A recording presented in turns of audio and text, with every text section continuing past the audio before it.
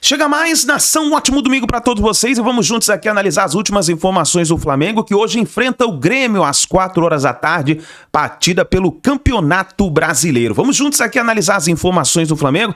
Tem aqui os comentaristas do UOL falando aí sobre a preparação do Mengão, uma provável escalação para a partida de hoje. Vamos analisar aqui também o Vini Casagrande falando sobre as negociações do Mengão. Tem muita informação importante, mas antes, faz o seguinte, dá aquela moral, deixa o seu like se você não é inscrito aqui no canal. Meu Mengão React, se inscreva e ative o sino das notificações para você receber sempre todas as informações do Flamengo. E coloca nos comentários aí de qual cidade você está assistindo nossos vídeos. Se você está no Rio de Janeiro, São Paulo, Sergipe, Espírito Santo, Goiás, Brasília, Piauí, Pará, Rondônia, Roraima, Mato Grosso do Sul, Ceará, na Bahia, no Amazonas. Coloca o seu estado, a sua cidade, pra gente saber onde tem torcedor do Mengão e o seu palpite nos comentários para a partida de hoje, hein? Vamos lá para os créditos, deixo ao canal do Vini Casagrande, ao canal All Sports, link na descrição. Vamos lá para as últimas informações do Flamengo. Flamengo e Grêmio, hein, gente? Outro jogo importante aí da rodada. Domingo, 4 da tarde, transmissão Globo e Premier. Mais um jogo válido pela 22ª rodada do Campeonato Brasileiro no Maracanã. Os flamenguistas muito animados, é verdade, claro, né? Por serem líderes isolados aí do Campeonato Brasileiro e virem de uma super goleada de 8-0 para cima do Vitória. É um Flamengo que se apresenta como favorito para esse jogo. Um Grêmio aí com muitas dificuldades, ou no Campeonato Brasileiro não tem... Também é difícil o time do Carille perder. Você tá contando com a derrota, só não precisa ser 8, é isso? Eu acho muito difícil o Grêmio não perder do Flamengo. Agora, eu também achava que o Grêmio ia perder do Galo. É que são times completamente diferentes, né? O Flamengo e o Galo, digo. Acho que o Grêmio vai perder e a preocupação é não perder feio. Acho times de campeonatos diferentes. E aí, PVC, tem uma preocupação pelo lado do Flamengo, que é o Jorginho. Ele não treinou, então ele é dúvida para a partida, mas ainda assim é um meio de campo que tem muitas opções aí, o time do Felipe Luiz. E o Alexandre que está fora, então tem uma dúvida na lateral com Vinha ou Ayrton Lucas ali disputando vaga na lateral. Eu acho que vai o Vinha. Os 3 laterais do Flamengo. Né? Eu acho que vai o Vinha, porque o Vinha seleção, né? Os reservas são de seleção. O Vinha ficou um pouco tempo fora e aí o Felipe Luiz disse que era pela concorrência, porque são 2 concorrências, né? O Flamengo tem 10 estrangeiros, então só pode ter 9. No campo, né? Entre os relacionados, né? Então, essa foi a diferença também. E a concorrência do Vinha é com os 2 laterais, com o Alexandre e com o Ayrton Lucas, e a concorrência para ir para o jogo. Uhum. Se eu tenho os 2 laterais, por que eu vou levar o Vinha para o jogo? Mas eu acho que vai jogar o Vinha, porque o Alexandre está fora. Mas ia jogar o Ayrton Lucas, né? No último jogo, e o Felipe Luiz até fala que o Ayrton Lucas teve problemas pessoais, por isso jogou o Alexandre acabou saindo machucado. Né? Mas aí, como acho que o Vinha ganhou espaço, que o Vinha acaba entrando no jogo e joga e precisa jogar. O Jorginho não tem razão. Se o Jorginho é dúvida nesse momento, a lógica é não jogar. Porque não precisa do excesso de jogos. Né? Ele já tem o acúmulo de jogos. Você não precisa, né, se expor dessa forma, né? O Felipe Luiz não precisa expor o jogador dessa forma. Exatamente. Se ele é dúvida hoje, por que vai botar ele domingo num jogo que o Flamengo tem? É favorito contra o Grêmio, não é um jogo de decisão de campeonato. Descansa, resolve. O Flamengo é ultra favorito contra o Grêmio. Só eu concordo com o que o Mano falou, até pela história do Mano. Diferente do Carille, o Carille caiu pela segunda vez tomando goleada no Maracanã pro Flamengo. Sim. Né? Caiu pelo Corinthians 4-1 e caiu pelo Vitória 8-0. O que o Mano já disse durante a semana, que eu não ouvi, eu li, se você achar que vai ser goleada, vai ter vaia. Se a torcida for pro Maracanã achando que vai ser 8-0... Felipe Luiz, né, falou. Hoje eu ouvi o Mano falando, eu li o Mano falando disso. Se for achar que vai ser goleada, vai ser vaia. Porque a expectativa não pode ser pela goleada, sim, tem que ser pela vitória. O Flamengo é favorito para ganhar do Grêmio, não para golear o Grêmio. Ainda que a gente saiba ter a nova estatística desses últimos dias, que é o seguinte: melhor ataque do campeonato, Flamengo. Segundo melhor ataque do campeonato, Cruzeiro. Terceiro melhor ataque do campeonato, Flamengo em casa. Só o saldo de gols do Flamengo já tem mais gols marcados do que todos os outros times do campeonato. É uma loucura, né? Essa diferença, essa disparidade. Mas dá para esperar goleada sempre? Não dá, né? Mas além de tudo, assim, Luísa, o jogo de sábado, Grêmio e Ceará, o Ceará era um time mais organizado do que o Grêmio em campo. E o Grêmio, ele poderia ter vencido o jogo, porque tem uma falha da defesa do Ceará, e no fim o menino, o Alisson, né, perde uma chance ali dentro da área que ele poderia ter feito o gol e poderia ter sido uma vitória. Mas as melhores chances do jogo foram do Ceará em contra-ataques. É claro que o Flamengo não vai jogar no contra-ataque. É claro que o Grêmio vai estar posicionado mais defensivamente, coisa que ele não pôde fazer em casa contra o Ceará. Mas o Grêmio me pareceu um time muito frágil. Muito, muito, muito frágil mesmo. Muito velho, né? Muito veterano. O elenco do Grêmio foi muito mal montado no começo do ano. Do jogo entre Flamengo e Grêmio, porque os tricolores estão muito nervosos com essa partida, tá? Já tem coisa na rede social aí dizendo que se o gremista pudesse desistir desse jogo, quem sabe desistiria. Tem um receio, especialmente pelas últimas goleadas do Flamengo, né? Acho que é uma equipe que está, depois de algumas eliminações, né? Depois do que aconteceu no Mundial de Clubes e depois de ter recebido muitas críticas, está num momento que volta a ser muito empolgante para a sua torcida, o que faz com que a torcida gremista fique preocupada. O que podemos esperar do Flamengo nesse jogo, na sua casa, ingressos esgotados e um caldeirão no Maracanã? Então, é o melhor time do país no momento, né? Contra um Grêmio que tropeça, não consegue se recuperar de forma regular. Teve uma boa vitória fora de casa contra o Atlético Mineiro, mas até o próprio enfrentamento recente entre Flamengo e Grêmio é muito favorável ao Flamengo, né? Acho que não tem comparação hoje entre as duas equipes. Mas é futebol, Kelly. Uma coisa que muitas e muitas vezes esse tipo de prognóstico que eu fiz aqui agora, ele cai por terra, porque um adversário está num dia melhor que o outro, porque um treinador monta uma estratégia que anula algumas virtudes, porque às vezes tem o imponderável, você faz um gol muito cedo, um jogador é expulso muito cedo. Então, tem uma série de variáveis que faz com que muitas vezes o resultado não seja o esperado. Mas é óbvio que há um favoritismo muito grande do Flamengo, principalmente depois desse baile que a gente está vendo na tela, esse 8-0 contra o Vitória. Óbvio, um time não ganha do outro de 8-0 se o time derrotado não também fizer muita força para isso acontecer. Tem muito mérito do Flamengo, mas tem muita coisa ruim que o Vitória fez no jogo. E o Grêmio sabe muito bem disso, certamente tomará cuidados no Maracanã amanhã para que isso não se repita. Mas é uma equipe muito difícil de ser batida hoje sob seus domínios e o Grêmio não está vivendo um momento que o privilegie nesse enfrentamento. A grande realidade é essa. Que tipo de cuidado é imprescindível para o Grêmio amanhã contra esse poderoso Flamengo? Todos. Todos. Assim, em todos os setores, em todas as linhas, em todas as posições. É um Grêmio um Grêmio que vai precisar de muita atenção contra, como o Coutinho falou, a melhor equipe do país no momento. Vem de uma vitória acachapante em cima do Vitória, o que dá ainda mais confiança, né, para a equipe rubro-negra.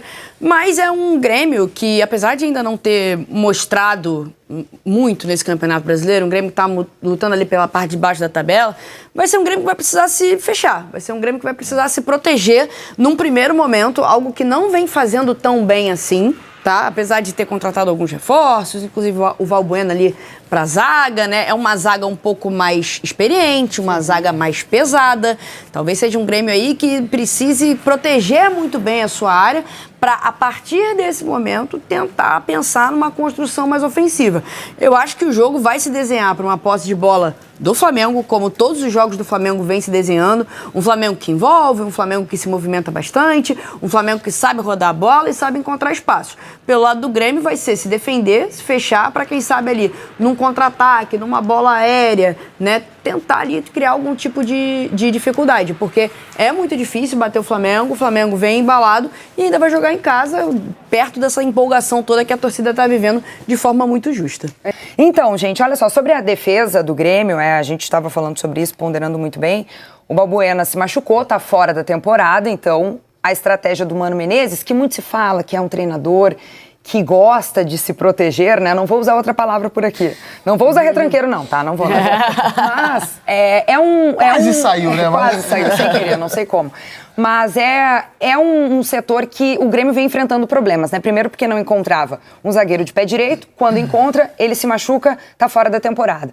Provavelmente vai usar ali o Kahneman, que é uma liderança, mas é canhoto, assim como o Wagner Leonardo, e aí ele vai ser deslocado para a direita.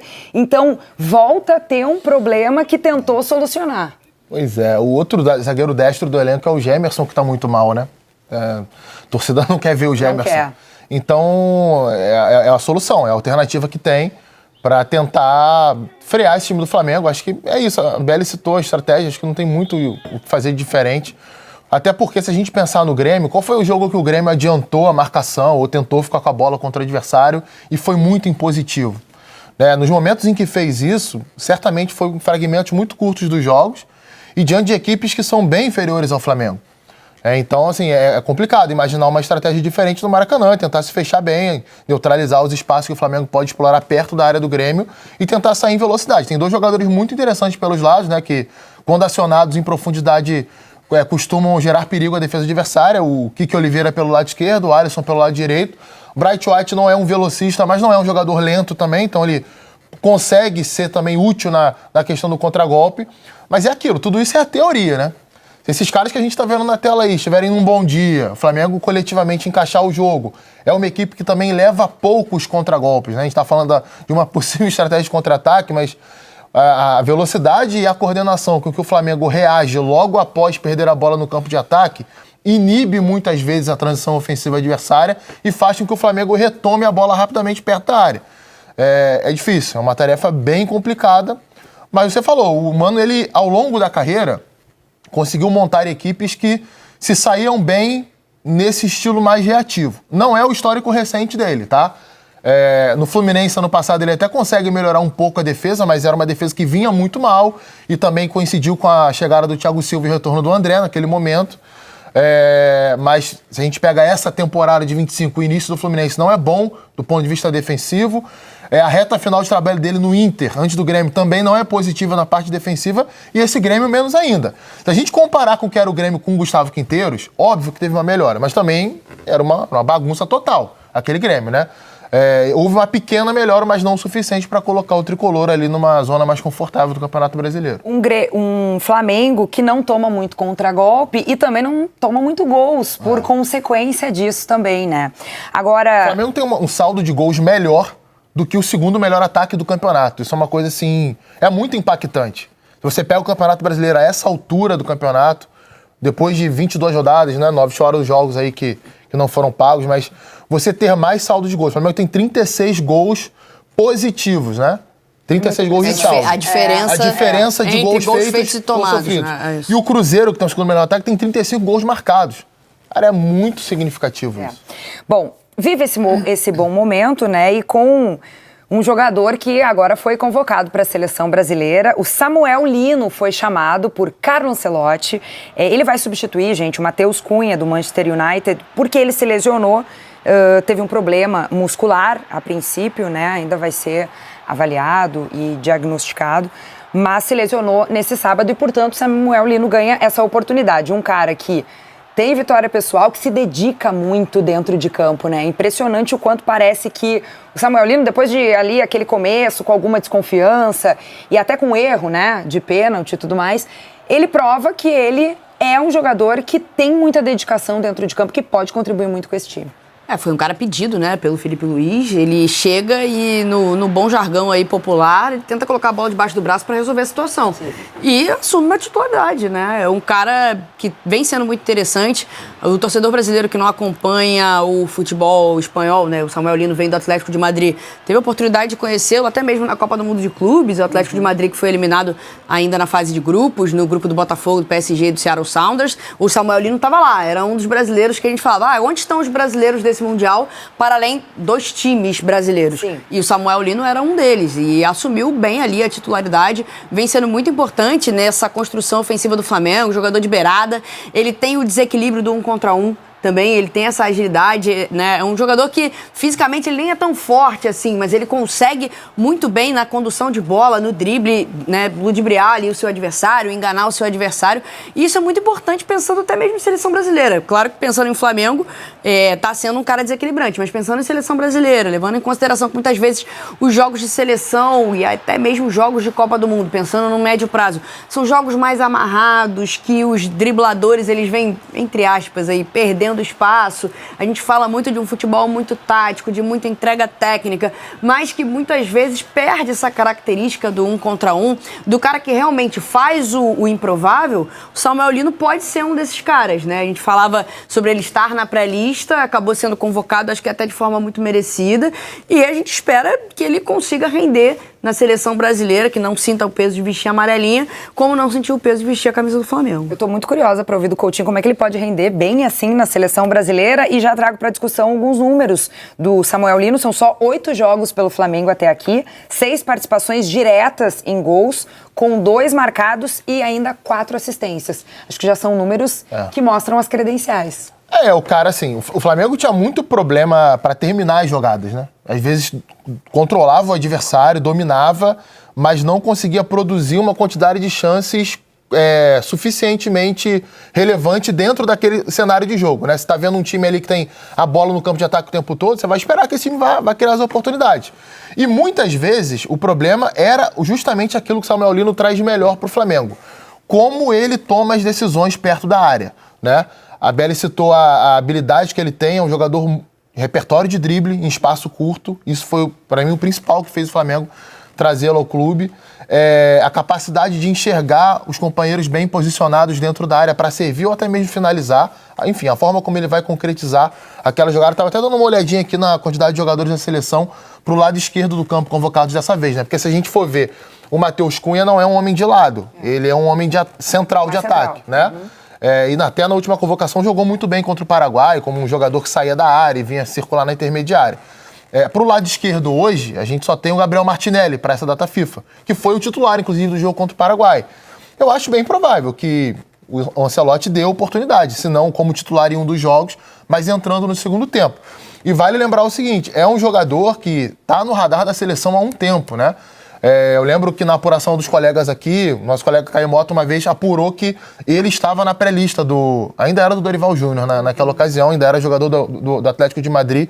Ajuda muito defensivamente também. No Atlético, a melhor temporada dele, ele não jogava como ponta, era como ala. O Varela deu uma entrevista à imprensa uruguaia e disse que quase ficou fora da Copa América por causa do técnico Tite. Ele disse, abre aspas, eu quase fiquei fora da Copa América. Uma das razões é que o outro treinador que estava aqui, no caso o Tite, priorizava a defesa, não me deixava passar por fora para deixar mano a mano o nosso ponta. Então tá aí, na opinião do Varela, o estilo do jogo do Tite no Flamengo não o ajudava muito e por conta disso ele quase ficou fora da Copa América. Então, enfim, fica aí esse relato do Varela, que hoje, na minha concepção, é titular absoluto na lateral direita. O Emerson Royal ainda precisa correr muito atrás para conseguir essa titularidade. Por falar em Flamengo, Copa América me lembra jogador internacional. E Obi Mikel, nigeriano, meia, que jogou com Felipe Luiz no Chelsea, inclusive ele é ídolo no Chelsea, ele visitou as estruturas do Flamengo a convite do Felipe Luiz, que é amigo dele, e em entrevista à Flamengo TV ele elogiou demais as estruturas do Flamengo, comparando com a Premier League. Olha isso, abre aspas, foi minha primeira vez aqui, as instalações são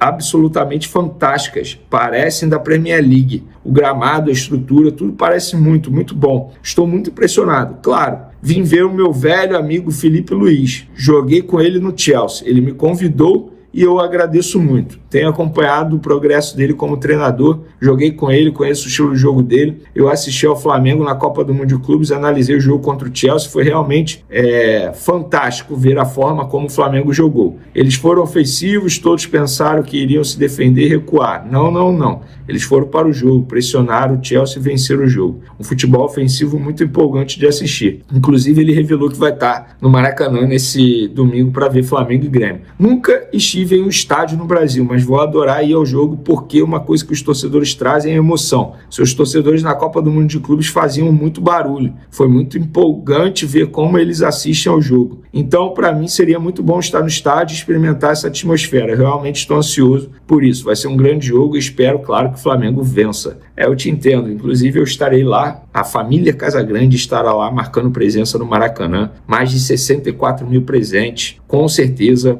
a gente vai ter no Maracanã nesse domingo, que eu espero que seja com vitória O Flamengo tem tudo para vencer, mas repito, torcedor, você que vai ao Maracanã, não fique achando que será sempre um espetáculo, um show como foi diante do Vitória. Não é todo dia que aquilo acontece. Caso seja uma vitória magra, não vai. Caso não seja uma vitória, porque o Flamengo não vai vencer sempre, não vai. Não adianta vaiar, o Flamengo é o atual líder do Campeonato Brasileiro. Repito, não vai vencer sempre, mas eu acho que vai vencer nesse domingo, mesmo o Grêmio montando com certeza absoluta uma retranca, porque estamos falando de Mano Menezes. E para furar essa retranca, o Flamengo vai ter à disposição um jogador de seleção brasileira, Samuel Lino, foi chamado pelo técnico Carlo Ancelotti nesse sábado para a vaga de Matheus Cunha, que sofreu uma lesão muscular, e o Samuel Lino foi chamado. Para os rivais que estão falando, só está sendo chamado porque joga no Flamengo. Não. Ele, inclusive, já esteve em pré-lista de Dorival Júnior. É um jogador que sempre foi acompanhado. Óbvio, com um bom momento dele no Flamengo, ele começou muito bem a trajetória dele no Flamengo, jogando muita bola. E o Carlo Ancelotti conhece Samuel Lino de outros carnavais, desde os tempos de futebol espanhol, quando eles se enfrentavam na Espanha. Samuel Lino no Atlético de Madrid,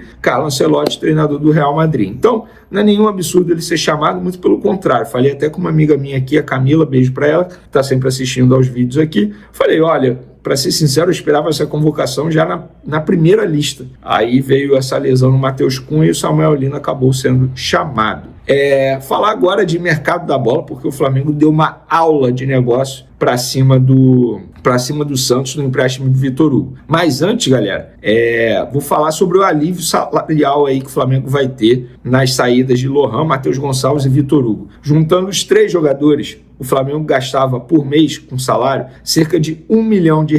Ou seja, a saída dos 3 dá esse alívio na folha do Flamengo, sendo que esses 3 jogadores nem sequer eram utilizados pelo técnico Felipe Luiz. Sobretudo o Lohan, que estava no Sub-20. Inclusive, o salário do Lohan, se bobear, juntando todo o time do Sub-20, não dá o salário do Lohan. Mas, enfim, não vou entrar em detalhes, mas é uma informação. Alívio na folha salarial é uma informação. Só que o Michael sozinho recebe praticamente a mesma coisa ou até mais, juntando os 3 jogadores. Então, por isso que o Flamengo, entre aspas, quer se livrar do jogador, porque o jogador não tem mais espaço por conta da concorrência, né, no setor dele, no setor ofensivo, esquece. Na frente dele tem muita gente, mas muita gente mesmo. Samuel Lino, Cebolinha, o próprio Bruno Henrique, para mim, está na frente dele, jogando como ponta esquerda. O Gonzalo Plata pode jogar ali, o Luiz Araújo pode jogar ali. Com todo respeito, essa foi uma das piores contratações da antiga gestão. E eu avisei que na época não valeria a pena, e não valeu. Tanto é que o jogador não tem mais espaço e tem um custo altíssimo aos cofres do Flamengo. E sobre negociação, essa do Vitor Hugo, para mim, sabe por quê, gente? O Vitor Hugo ele vai ser emprestado até dezembro de 2026. O Flamengo consegue se livrar, novamente, entre aspas, do salário dele, não vai pagar nada e empresta o jogador sem passe fixado. Isso me lembra muito Jean Lucas quando foi para o Santos. O jogador tem tudo para se valorizar no futebol brasileiro, vai jogar onde ele quer, porque ele escolheu o Santos por causa do Neymar, como a gente falou no último vídeo. Ele poderia ir para o Corinthians, ele optou pelo Santos por causa do Neymar. Tem tudo para se valorizar.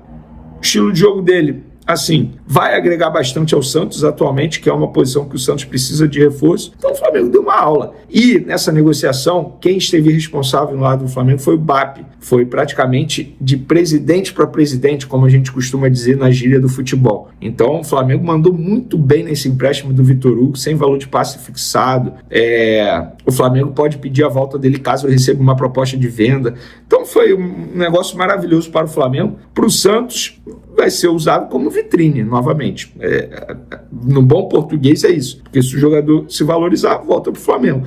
Se o Santos quiser comprar, tem que negociar valor com o Flamengo. Então, o Flamengo fez muito bem. Para finalizar nosso vídeo, galera, ainda não está definido se Jorginho vai para o jogo de amanhã contra o Grêmio ou não. Por quê? Porque o departamento médico está avaliando a situação, mas o jogador pediu para jogar. Falou que entende o corpo dele, que acha que pode jogar, que isso não é nenhum risco. Porém, o departamento médico, através da ciência, dos estudos, vai analisar a situação e vai passar para o técnico Felipe Luiz, para ele, junto com a comissão técnica, bater o martelo se Jorginho será utilizado ou não. Ele pediu para jogar, o que não quer dizer que ele ficará à disposição e que vai jogar. Isso vai ser definido na manhã desse domingo, quando os jogadores se se reapresentam lá no Ninho do Urubu e iniciam a concentração para o jogo contra o Grêmio, repito, 4 horas da tarde no Maracanã. Vamos lá, nação, aqui então no site do Globo Esporte, do GE, tem uma provável escalação para a partida de hoje contra o Grêmio. O Flamengo, que venceu a última partida no Maracanã jogando contra o Vitória, foi por 8-0, e a expectativa para essa vitória, ou melhor, para essa partida contra o Grêmio, é de mais uma vitória, né? Inclusive, teve o Cruzeiro que venceu a sua partida jogando em casa contra o São Paulo por 1-0, e nesse momento está na segunda colocação na tabela do Campeonato Brasileiro. Daqui a pouco eu vou mostrar um pouquinho para vocês, mas nesse momento, pelo menos a informação de que saiu, né, no site do Globo Esporte é de que a provável escalação seria o seguinte: goleiro Rossi, na zaga Léo Ortiz e Léo Pereira, nas laterais Varela e Ayrton Lucas. No meio de campo, pode ser Jorginho, ainda é dúvida, né? Eu acho que o Felipe Luiz está fazendo mistério ali, mas na minha opinião, como vai ter essa data FIFA, eu acho que o Jorginho vai jogar sim.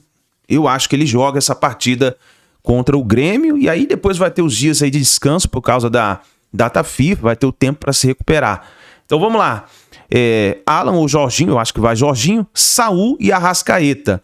Na frente, Plata, Samuel Lino e Pedro. Essa deve ser a provável escalação do Flamengo para a partida contra o Grêmio pelo Campeonato Brasileiro. Agora vamos dar uma olhada como ficou a tabela do Campeonato Brasileiro até, no caso, ontem, né? No caso que aconteceu a partida do Cruzeiro contra o São Paulo. Olha só, nesse momento, então, a tabela do Campeonato Brasileiro ficou o seguinte, olha só.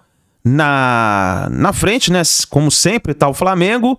Na segunda colocação tá o Cruzeiro. O Cruzeiro que venceu a sua partida contra o São Paulo por 1-0 nessa rodada. E aí, nesse momento, até esse vídeo, claro, vai acontecer ainda a partida do Flamengo, vai ainda acontecer a partida do Palmeiras, mas até o momento, o Flamengo tem 46 pontos e o Cruzeiro com 44. Mas, nesse momento, até gravar esse vídeo, o Cruzeiro tem 2 partidas na frente do Flamengo. O Flamengo ainda joga hoje contra o Grêmio e ainda vai ficar uma partida ainda atrás do Cruzeiro. No caso, o Flamengo tem uma partida a menos. Aí tem o Palmeiras na terceira colocação, 42 pontos, com apenas 19 partidas.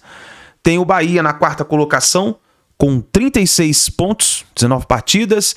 Aí tem o Botafogo, que também venceu o Bragantino, 35 pontos na quinta colocação.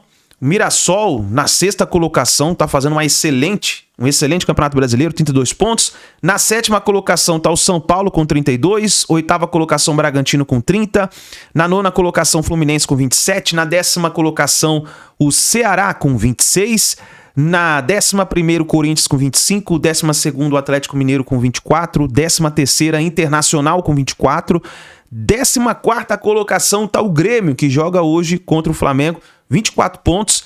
15º, Santos com 21. 16º, Juventude, que venceu o Ceará jogando fora de casa por 1-0, gol no final da partida. Saiu da zona do rebaixamento até o momento, com 21 pontos. 17ª colocação, Vasco, na zona do rebaixamento, 19 pontos. 18ª colocação, Vitória, com 19 pontos. 19ª colocação, Fortaleza, com 15. E na lanterna do Campeonato Brasileiro, o Sport, com 20, ou melhor, na 20ª colocação, com apenas 10 pontos. Assim está, nesse momento, a tabela do Campeonato Brasileiro. Vamos ver o que vai acontecer. Agora é o seguinte, chegou a hora do palpite. E aí, qual é o seu palpite para a partida de hoje entre Flamengo e Grêmio, partida pelo Campeonato Brasileiro? Eu já deixo meu palpite registrado aqui. Para mim vai dar Flamengo 4, Grêmio 1. Mengão continua na liderança do Campeonato Brasileiro. E aí, qual é o seu palpite? Deixe nos comentários, vamos ver quem vai acertar esse palpite. A gente espera que seja uma grande vitória do Flamengo. Novamente, que o Flamengo continue firme aí na liderança do Brasileirão. Tamo junto, nação. Obrigado por você estarem aqui até o final do vídeo. Não se esqueça, dá aquela moral, deixa o like, se inscreva, ative o sino das notificações e assim que a gente tiver mais informações do Flamengo, vamos trazendo para vocês. Lembrando a você que hoje estaremos trazendo o pós-jogo do Flamengo completo aqui no nosso canal. Por isso, fica ligado, deixe o sino ativado, assim você vai receber todas as informações do Flamengo, tá bom? Um grande abraço, a gente se vê no próximo vídeo.